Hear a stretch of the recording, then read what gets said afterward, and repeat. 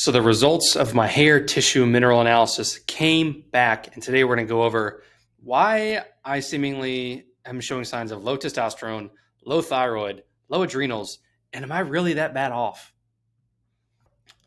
What's up, GCR listeners? Welcome back to another episode of Gut Check Radio. This is our first video version that we are producing simultaneously, and I figured the best way to introduce our audience to the visual platform is to go over my really extensive year lab review. And so what I do is once a year, I run several different labs on myself to really, get a check under the hood evaluation of what's going on with my physiology, my biochemistry, my metabolic health. Do I have any heavy metals? Do I have any vitamin or mineral deficiencies? Am I too stressed? Are my hormones a wreck? It's all what we're trying to uncover by running these extensive labs. And what I want to do is really start with building off of the hair tissue mineral analysis. This is something that I'm becoming more familiar with.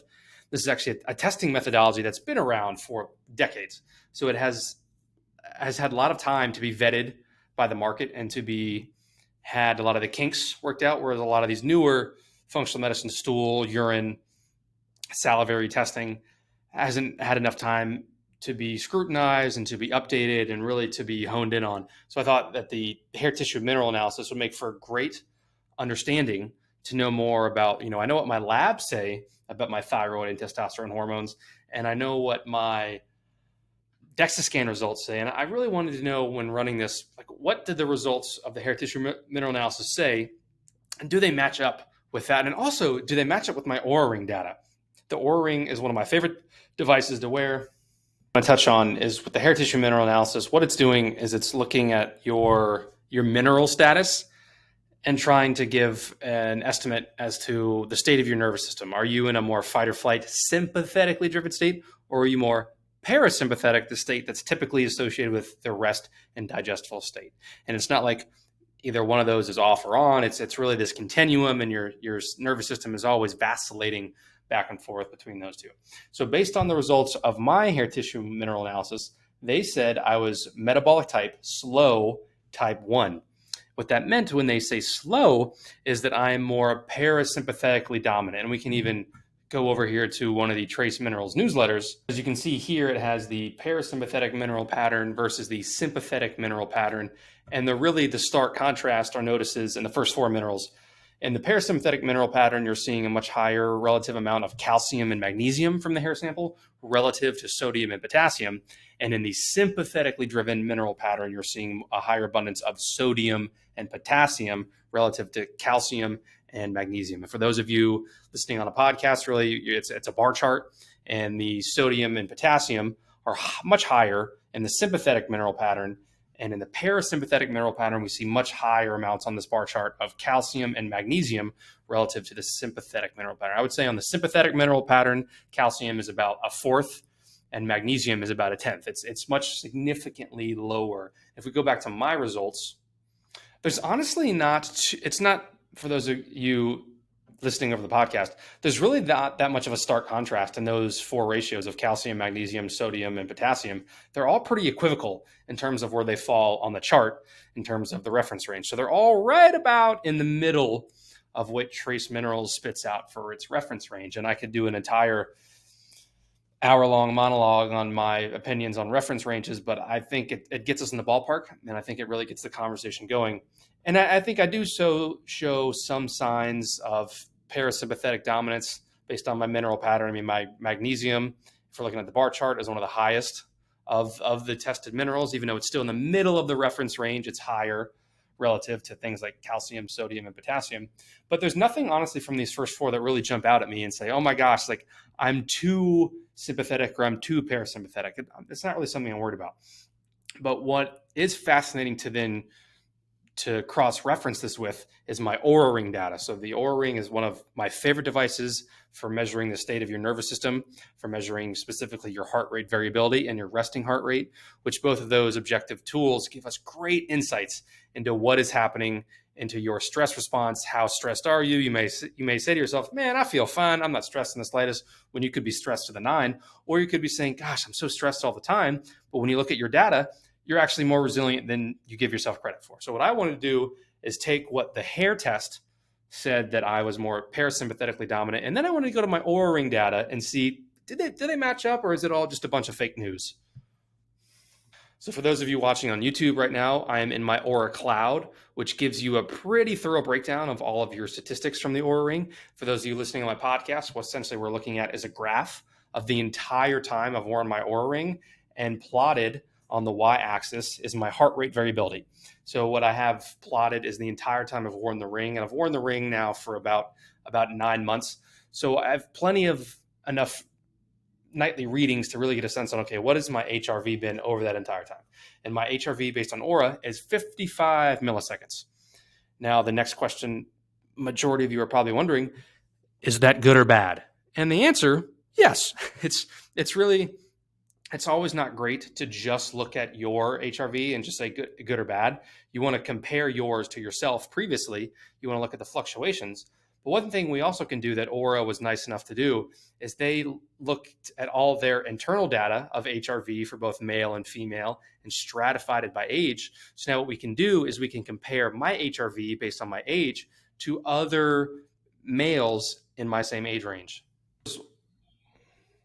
This is from Aura's website. So we have HRV by age. And really, for those of you listening on a podcast, what you see is over time, you see a sort of slow decline in HRV. And that's very common for your heart rate variability to decline as you age. And we probably see the biggest drop off between the ages of 30 and 40. And me currently being a 28-year-old male, although by the time you're listening to this, I might have had my 29th birthday. If you look at so for those of you watching on YouTube, we're going to go to the red line here that says male, and then we're going to come right about to at age 30. As you can see, the average HRV for a male my age is about 55. So for those of you listening to a podcast, what that means is that my average HRV is right about average with the people who wear the Oura Ring for males my age, which is, to me, it's nice to see that, okay, I know there's a lot of health conscious people that are using the Oura Ring, so their data is a very good reference range that Aura's internal data has. So I thought that was really cool. So this checks out as that my average HRV says that I am very average, which you don't always love to be average, but hey, you win some, you lose some. And comparing that back to my hair tissue mineral analysis, it said that I was more parasympathetic than normal. But then when you look at the actual layout of the minerals, it doesn't really look that convincing.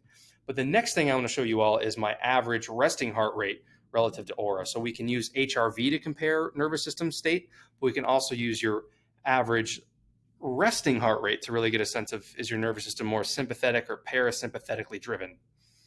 So we have returned back to the Oura Cloud to look at my data. And what we're looking at is the same thing. We're looking at a chart of the entire time I've worn my Oura Ring. And on the y-axis is plotted my average heart rate in beats per minute. And specifically my lowest heart rate, because what Oura does is the ring reads your heart rate every 5 minutes while you're sleeping. And then it gets your lowest heart rate during the night, which is a very good indication of how stressed or recovered your body is. And my average lowest resting heart rate, 38 beats per minute. For those of you watching on YouTube, you can see that I had an episode of food poisoning right about Thanksgiving, and my heart rate was significantly elevated relative to normal. And you can see I've had other times where it's subsequently been very low relative to normal, and there's so many factors that play into that, but I think the trend overall speaks to 38 beats per minute. That's what mine is. Now we want to see relative to other Oura users, and is that low? Because if that's lower than a lot of users, that actually would agree with the hair tissue mineral analysis assessment of me being parasympathetic. And if I'm average compared to other Oura users, that would mean that the hair tissue mineral analysis results weren't the best for the state of the nervous system.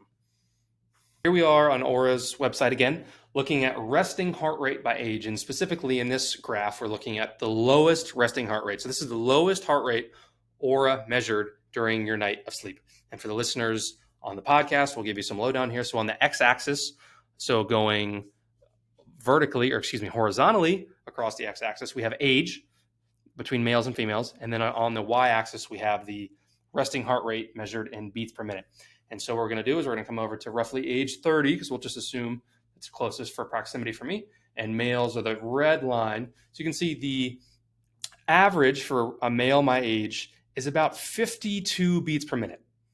So me being at 38, that means that I have a 14 beats per minute lower lowest heart rate compared to people of my same age and gender. That's significant to me. That is a finding that to me, when I saw my HRV was right about average, I thought, oh, okay, I'm expecting my resting heart rate to also be pretty average. And then to see that it's significantly below average was very sort of eye-opening to me. And, I'm still unpacking, is this good or bad? I think it just is. And I don't necessarily think it's something to worry about. I would love to sit here and say it's because of my superior fitness levels. Do I work out? Yes, I've been doing CrossFit and Olympic weightlifting for about the past 5 years, but I have by no means been doing hours of endurance training, which you typically would associate with a pretty low resting heart rate. I know, people poo-poo genetics. I think there's some factor to that. My father has traditionally had a very low heart rate.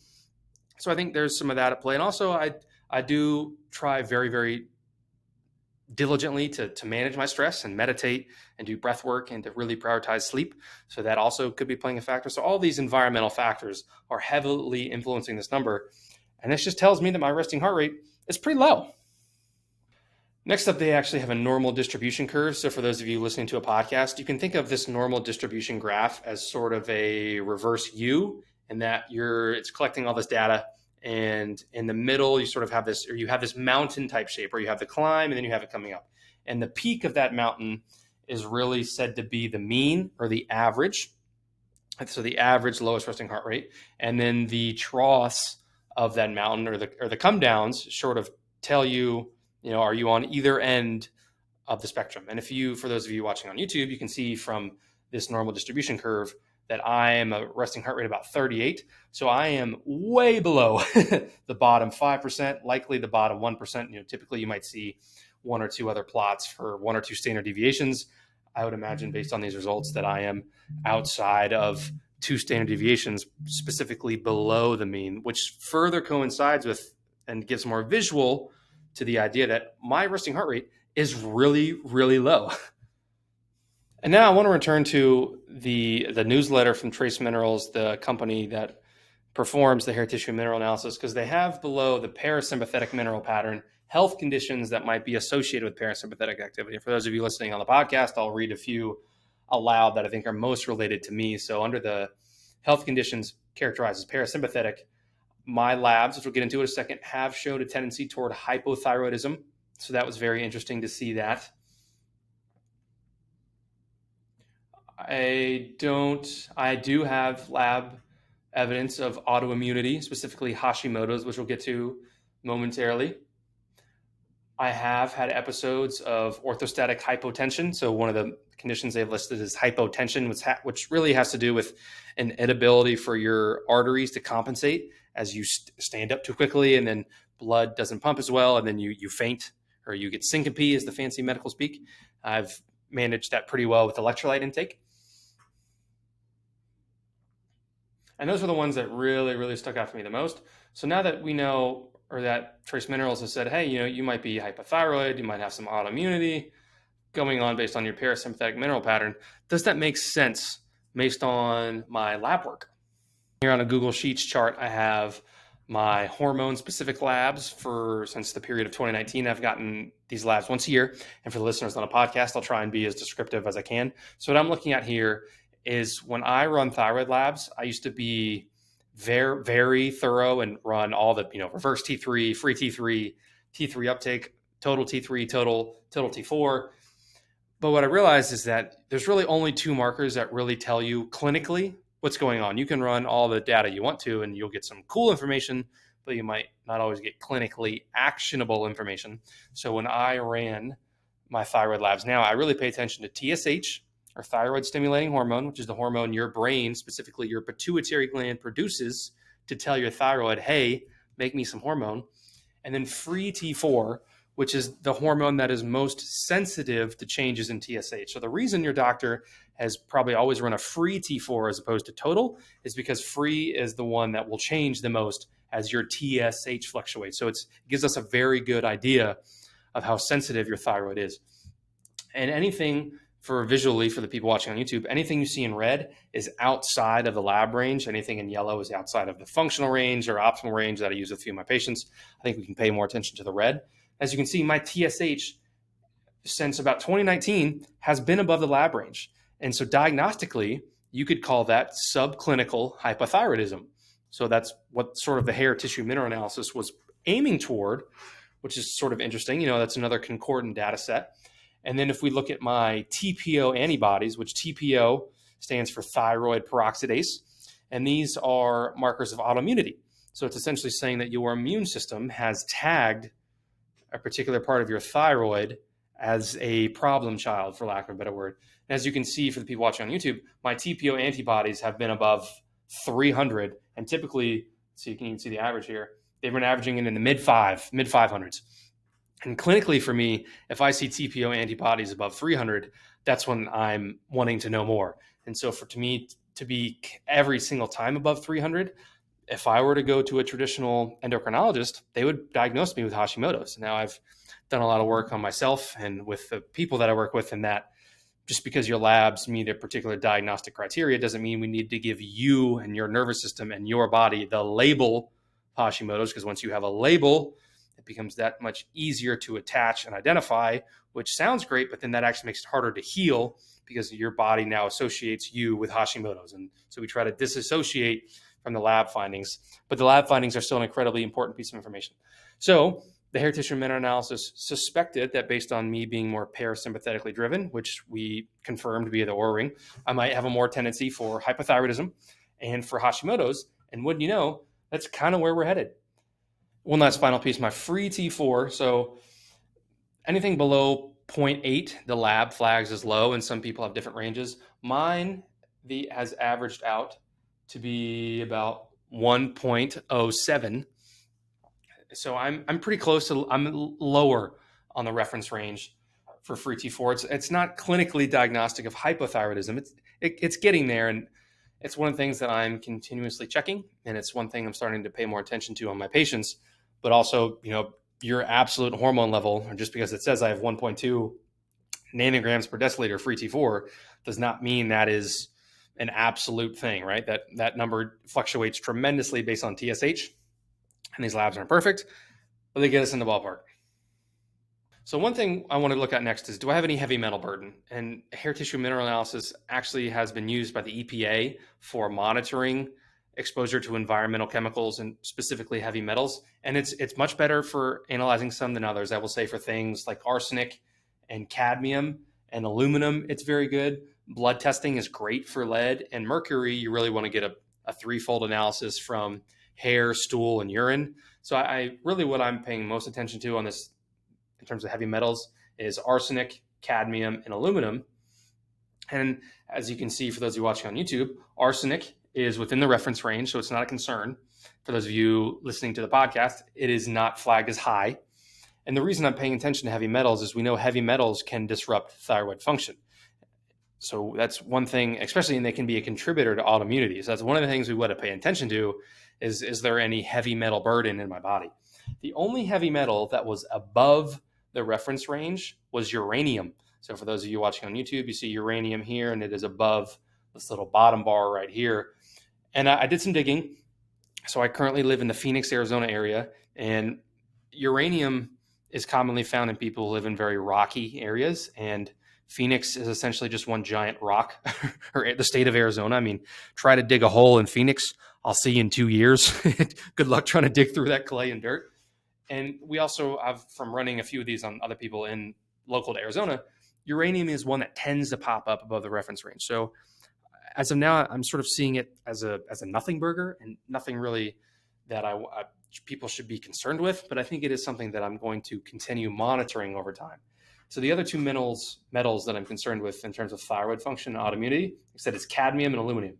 And both of them are essentially undetectable. I mean, very, very minor amounts. So this was very reassuring to me to know that, hey, it seems my body is either doing a phenomenal job at handling a heavy metal burden, or I'm doing a lot with my water consumption habits, my food habits, and just my overall lifestyle to really minimize my heavy metal burden. The next thing that the hair tissue mineral analysis does a really, really good job of is it gives you ratios. And ratios give you a more global understanding of, are you more slow metabolic, fast metabolic? Do you have more hyperthyroid, hyperadrenal function? Could that be early indication of blood sugar, potential insulin resistance, and diabetes? Again, none of these are perfect, but it is really cool to get multiple different data points from different bodily fluids. So blood testing, Oura Ring data, and then results from my hair, and to compare them and really see what the totality of the evidence points to. So we have these different ratios here that is really often talked about with hair tissue mineral analysis. First one, those of you on YouTube and those of you listening, it's called CAP, Ca calcium, P phosphorus. And according to the Trace Minerals website, this gives us an indication of metabolic rate.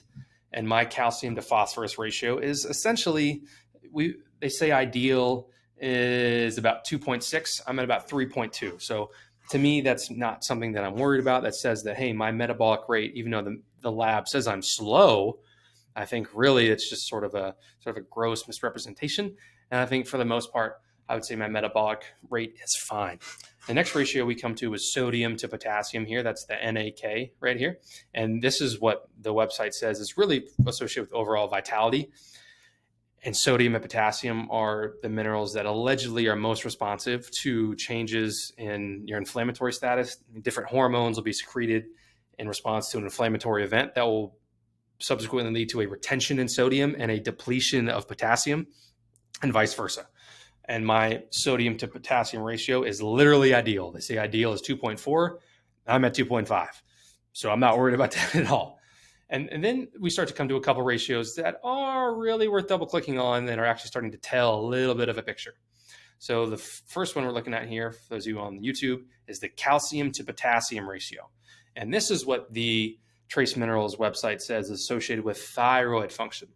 And what they say is if this ratio is elevated above a certain threshold, it could be indicative, again, not diagnostic, but it could help us paint a picture that you might be in a lower thyroid state. So what's very interesting here is my calcium to potassium ratio is right at the top end of the reference range. So it's just on the cusp of being considered high. And they say that anything ideal is 4.2. I'm at 6.3, and they say anything between 3 to 8 is considered fine. But what's interesting is I'm trending toward lower thyroid. And if we return to my blood labs, my TSH being elevated with low end of range T4 kind of points to me being low thyroid function. So it was very cool, honestly, for me to see these concordant data points. The next ratio is by far the most significant. For those of you watching on YouTube, you can see that this bar chart here is essentially at the top end of the box, meaning this thing is elevated. And for those of you listening on the podcast, this is the zinc to copper ratio. So both incredibly impactful minerals. And what they say this ratio is most associated with is hormones and hormone imbalances. So I'm at 17.5. And they say anything above 15 is considered extremely high. And it has the potential for being related to hormone imbalances. So what's very interesting is now that the hair tissue mineral analysis reflects that it might have some hormone imbalances, we can look at my actual hormone blood labs and see, again, is that a bunch of noise or is it something worth double clicking on? So for those of you watching on YouTube, you see this bottom part in the blue lines here is my hormone analysis. And for those of you listening on the podcast, I'll try to be as descriptive as I can. So when we're looking at total testosterone, we want total testosterone ideally to be above 400 to 500. And anything below 400, we're double clicking on, and anything below sort of 250, the lab's going to flag as low. And my testosterone since I've been 2019, since I've been measuring it yearly, has never been above 500. In fact, the average is in the low 300s. And I've actually, back in May of 2022, at 211 was the lowest my testosterone has ever been. And the lab even flagged it as low. So this is very interesting to see that my hormone labs show that I have a tendency toward lower testosterone. And the hair tissue mineral analysis, reflected by the elevated zinc to copper ratio here, would be suggestive of hormone imbalances. So there we have another concordant data set, which to me, this was really cool from a clinical standpoint and wanting to use hair tissue and mineral analysis because it's very non-invasive. You don't have to go to a lab. You can do it from the comfort of your own home. And maybe it can help give us more data points. And based on, again, N of 1 isn't what you want to use all the time, but I think it's still useful and still very, very helpful for helping us identify potential routes that would help us guide treatment. There's one more thing I wanted to point out here, that based on my thyroid labs that I had back in, this is more than a year ago. I need to get some updated extensive hormone panels, but I ran FSH and LH, which are two hormones produced by your pituitary gland that help initiate the hormonal cascade. And LH in males is actually, well, in females as well, LH, luteinizing hormone, is what leads to the creation of testosterone. So luteinizing hormone is the signal your brain sends to your testes to produce testosterone in the Leydig cells of your testicles. And my luteinizing hormone is on the lower end of the reference range. For those of you listening to the podcast, the ratio from the lab or the range is 1.7 to 8.6. I'm at 2.5. So I'm pretty low. So this tells me that potentially my low testosterone markers could be coming from lack of communication from the brain. Or, and this is sort of my working thought clinically, is that my body has adapted to this low level of testosterone because I don't really have a lot of testosterone symptoms. I still continue to hit PRs in the gym. I feel like I recover well for the most part. I feel like I have good energy. I feel like my libido is fine. And so I really don't have any of these hallmark symptoms of low testosterone, which has really led me to think that, as I said earlier, your health is more than just what your lab says. And while the labs can be really, really useful and really impactful, we really want to take into account your whole environment, your whole picture. But I think nothing else, it at least adds concordance to the idea that the results from the hair tissue mineral analysis aren't just making stuff up, and they're not just throwing these ratios out with no hope in mind, or, three sheets to the wind, that there's actually some crossover that happens here. And there's some very interesting data points that are sort of culminating to a similar finding. One more ratio I wanted to point out, because I thought it was significant to look at, is they say the calcium to magnesium ratio is associated with blood sugar and metabolic health, and they want ideal to be at 7. I'm at 6.5, and I'm right in the middle of reference range. And my metabolic labs are, from my perspective, about as good as they could be. I mean, hemoglobin A1C well within the optimal range, very low insulin levels, fasting blood glucose is fine, great triglycerides. So really, I've been fortunate enough to have really good metabolic health. So again, it was very interesting that the hair tissue mineral analysis reflected that my blood sugar might be in pretty good shape. So really, my biggest takeaway from all of this, and for those of you who listened to me blabber for 25 minutes, I thank you. But what I took away from all of this is that a hair tissue mineral analysis may be a cost-effective, minimally invasive way to get a snapshot of the state of your nervous system. So are you more parasympathetic? Are you running? Or are you more in that rest and digest? Or are you more sympathetic and running from that dang bear, to get an indication of your thyroid function and your overall metabolic output, and potentially even metabolic rate, and your overall hormone function. But I cannot say this enough. Just because the labs reflect one state of my nervous system or one state of my hormones does not mean that is who I am. That does not mean that that's going to happen in perpetuity. This is going to be something that I'm continuing to run at least yearly to get an extensive hormone blood panel and compare that to the hormone results from the ratios reflected in the hair tissue mineral analysis right here. So I think this is really cool data, stuff I'm starting to pay attention to more clinically. And really one of the last things I wanted to mention is I'm still a huge fan of the Oura Ring, since it gives you data and feedback in real time. So every night when you sleep, the output will change, the numbers will change, so you can see how the behaviors, and whether you have caffeine or you have wine, if you work out too late, if you sleep in a cool bedroom, if you travel, if you took melatonin, if you wore a sleep mask, if you wore earplugs, you can all use that to help get a sense of what's happening to your state of your nervous system, what's happening to your sleep, and overall recovery. So I really think between using the Oura Ring, blood testing, and hair tissue mineral analysis, you can get a really comprehensive review of these 3 different body systems. And if you know your nervous system, if you know your thyroid function, and you know your overall hormone output, I think you have a really, really, really good spot for evaluating your health and helping you decide, hey, what things do I need to do? What things do I need to do to improve my health?